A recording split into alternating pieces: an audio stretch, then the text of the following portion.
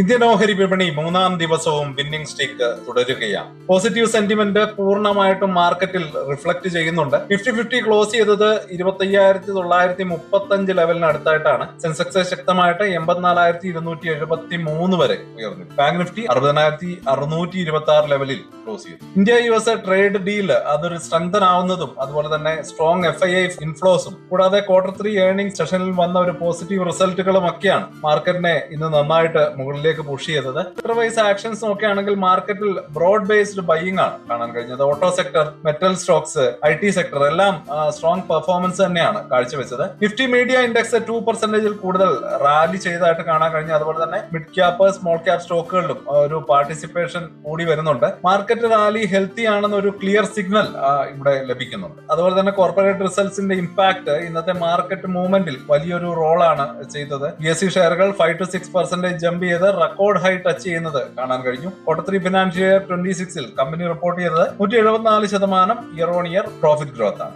Top 3 individual stock ന്യൂസുകൾ നോക്കുകയാണെങ്കിൽ BSE limited Q3 profit 174% year on year growth രേഖപ്പെടുത്തി.